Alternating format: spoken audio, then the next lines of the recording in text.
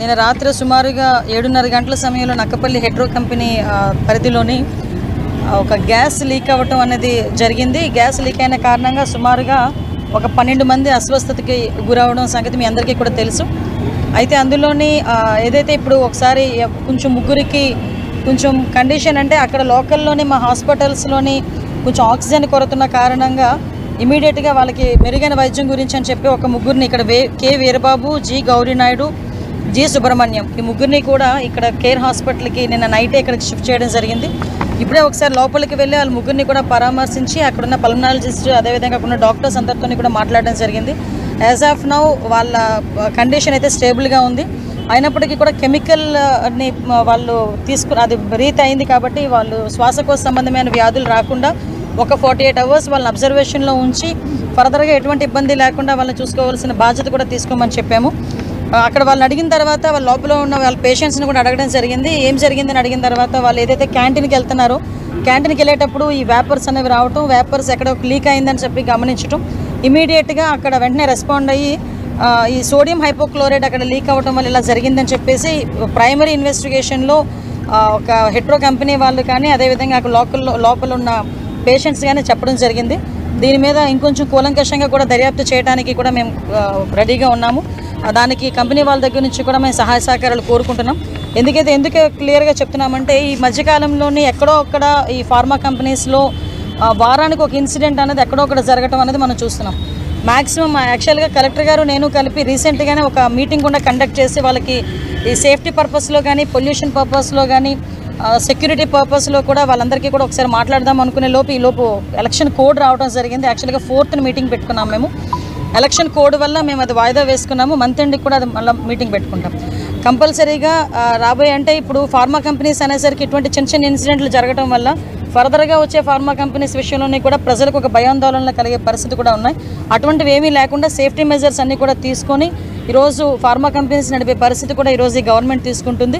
అదేవిధంగా ఇప్పుడున్న ఫార్మా కంపెనీస్లో కూడా ఎక్కడ కూడా ఇటువంటి ఇన్సిడెంట్లు మళ్ళీ జరగకుండా చూసుకునే దానికి కూడా ఒక హై లెవెల్ కమిటీని కూడా ఏర్పాటు చేయడానికి కలెక్టర్ గారు కూడా సిద్ధపడ్డారు.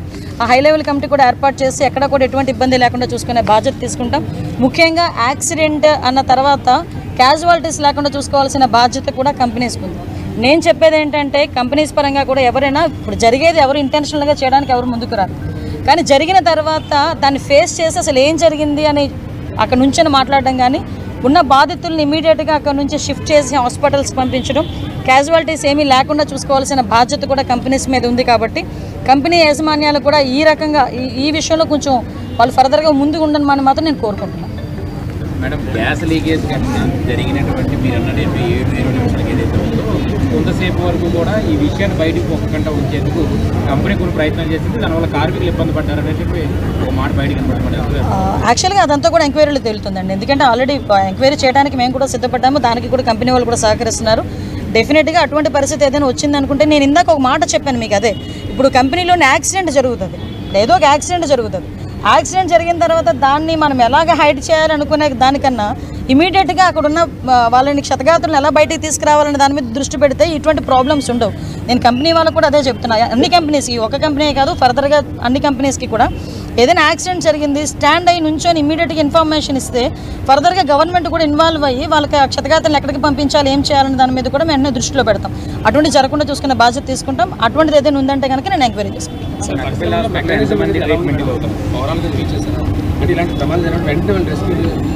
యాక్చువల్గా వీళ్ళ దగ్గర ఫైర్ దగ్గర నుంచి ఎవ్రీథింగ్ రెస్క్యూ ఆపరేషన్స్ ఉండాలండి. ఈవెన్ దో ఇటువంటి కెమికల్ ఫ్యాక్టరీస్లో కెమికల్ ఎక్కడైనా మనకి లీక్ అయిన తర్వాత కెమికల్ లీక్ దాన్ని న్యూట్రలైజ్ చేయడానికి కూడా వాళ్ళ దగ్గర ఎక్విప్మెంట్ అంతా ఉండాలి. ఎస్పెషల్లీ ఇవన్నీ ఉన్నాయా లేదా అనేది మీ అందరికీ తెలుసు. నేనేదో ప్రతిసారి మాట్లాడే విషయం కాదు. లాస్ట్ 5 సంవత్సరాలు గాలికి వదిలేశారు. మళ్ళీ మేము స్ట్రీమ్ లైన్ చేయడానికి మొదలు పెడుతున్న ఆ క్రమంలో భాగంగానే లాస్ట్ టైం మీరు అబ్జర్వ్ చేసిన ఎసెన్షియా కంపెనీ అయిన తర్వాత కూడా ఇమీడియట్గా ఒక మీటింగ్ ఏర్పాటు చేసుకుని కెమికల్ ఫ్యాక్టరీస్ అందరితో కూడా మొత్తం ఆల్ ఎమ్మెల్యేస్, మినిస్టర్, అదేవిధంగా కలెక్టర్ అందరితో కూడా మీటింగ్ ఏర్పాటు చేసుకొని ప్రతి ఒక్కరు కూడా ప్రికాషనరీగా ఎక్విప్మెంట్ కానీ ప్రికాషనరీ సూట్స్ కానీ ఎవ్రీథింగ్ ఉండాలి అని చెప్పేసి మేము ఆ రోజు వాళ్ళకి ఇన్ఫర్మేషన్ ఇచ్చాము, ఇన్స్ట్రక్షన్ కూడా చేసాం. ఎస్పెషల్లీ దాన్ని బేస్ చేసుకుని ఫర్దర్గా వాళ్ళు ఏం చేశారని తెలుసుకోవడానికి ఇంకా ఏం చేయాలని చెప్పడానికి మొన్న యాక్చువల్గా మీటింగ్ పెడదాం అనుకున్నాం. చిన్న ఎలక్షన్ కోడ్ వల్ల మీటింగ్ పెట్టలేకపోయాం. ఎలక్షన్ కోడ్ అయిన వెంటనే కూడా దాని మీద కూడా మీటింగ్ పెడతాం. కేజీఎస్లో అంటే అంటే ఎన్ఐసి చిన్నపిల్లలు నవజాత శిశువులకు వెళ్ళే ఆక్సిజన్ సరఫరాని ఒక రౌడీ షీటర్ ఆపేశారు. అంటే మీరు గతంలో విజిట్ చేశారు, సీసీ కెమెరా పెట్టారు, దాని తర్వాత సెపరేట్ అయింది. మళ్ళీ రౌడీ షీటర్లు గంజాయి బ్యాచ్లు కేజీఎస్లో తిరుగుతున్నారు. రీసెంట్గా పెద్ద ప్రమాదం మేడం, అంటే తప్పింది అని చెప్పుకోవచ్చు. అక్కడ సిబ్బంది అప్రమత్తం వల్ల ఒక ఆక్సిజన్ సరఫరాని పూర్తిగా బ్లాక్ చేస్తారు రౌడీ షీటర్ ముగ్గురు. దీని మీద ఎలా చూడాలి మీరు ఏమంటారు? కేజీఎస్ ఇష్యూ యాక్చువల్గా రౌడీ షీటర్ అతను, మీరు ఎవరైతే చెప్పారో అతను రౌడీ షీటర్. ఆ రౌడీ షీటర్ కూడా మనకి మ్యాక్సిమం అరెస్ట్ కూడా చేయడం జరిగింది. ఆ రౌడీ షీటర్ని కూడా అరెస్ట్ చేయడం జరిగింది. మీరు అబ్జర్వ్ చేయాలంటే ఇటువంటి ఫర్దర్గా ఇప్పుడు జరగకుండా చేయడానికి యాక్చువల్గా సీసీ కెమెరాస్ అన్ని ఏర్పాటు చేయాలి అని చెప్పి ఇక్కడే కాదండి, మేమైతే ఓవరాల్గా స్టేట్ మొత్తం మీద 1,00,000 సీసీ కెమెరాలు ఏర్పాటు చేయాలని ఒక కృత నిశ్చయంతో ఉన్నాము. టార్గెట్ కూడా పెట్టుకున్నాం. ఇలాంటి హాస్పిటల్ ఏరియాస్లో ఓన్లీ కేజెస్ అనే కాదండి, ఈవెన్ దో మనకి ప్రైవేట్ హాస్పిటల్స్లో కూడా వాళ్ళు ఎంచుకున్న సీసీ కెమెరాస్ తాలూకా ఫుటేజ్ కూడా మాకు ఇవ్వమని చెప్పేసి డిపార్ట్మెంట్ వాళ్ళని కూడా మేము అడుగుతున్నాం. ఫర్దర్గా అది ఎందుకంటే రేపు పొద్దున్న వాళ్ళ మీద ఏదైనా అటాక్ జరిగినా, ఫర్దర్గా వాళ్ళకి తెలియకుండా ఏదైనా ఇన్సిడెంట్ జరిగినా ఇమీడియట్గా రెస్పాండ్ అవ్వడానికి. ఇప్పుడు మీరు మొన్న సీసీ కెమెరాలో ఇంచుమించుగా చెప్పాలంటే కాపాడిని, మొన్న ఈ ఇన్సిడెంట్ నుంచి బయటకు వచ్చామంటే ఆ సీసీ కెమెరాలో కాపాడిని. ఫర్దర్గా ఇప్పుడు విషయం ఏంటంటే మొత్తం రౌడీ షీటర్లు అందరి మీద కూడా వాళ్ళ తాలూకా మూమెంట్స్ మీద కూడా మేము దృష్టిలో పెట్టుకున్నాం. అంటే డిపార్ట్మెంట్ వాళ్ళందరికీ కూడా ఇన్స్ట్రక్షన్ ఇవ్వడం జరిగింది. ఎవరైతే రౌడీ షీటర్స్ ఉన్నారో రౌడీ షీటర్స్ తాలూకా మూమెంట్ ఎలా ఉంది, వాళ్ళు ఏం చేస్తున్నారు, వాళ్ళు ఎక్కడికి వెళ్తున్నారు, ఆ మూమెంట్ మీద కూడా మేము ఆల్రెడీ దృష్టి పెడుతున్నాము. ఫర్దర్గా కూడా ఇటువంటి జరగకుండా చూసుకుంటాం. తెలిసిందండి, తెలుసు. అందుకే ఇమీడియట్గా వాళ్ళందరినీ కూడా కస్టడీలోకి తీసుకోవడం జరిగింది. ఏదైనా ఒకటండి, నేను ఏమంటానంటే ఫర్దర్గా ఇప్పుడు ఈ గంజాయిని మ్యాక్సిమం అరికట్టడానికి మొత్తం అంతా మేము రిస్ట్రిక్ట్ చేసాం. మీకు తెలుసు, మొన్న రీసెంట్గా డీజీపీ గారు కూడా వచ్చి దగ్గర 35,000 కిలోల గంజాయిని కూడా మొన్న డిస్మాల్ చేశారు.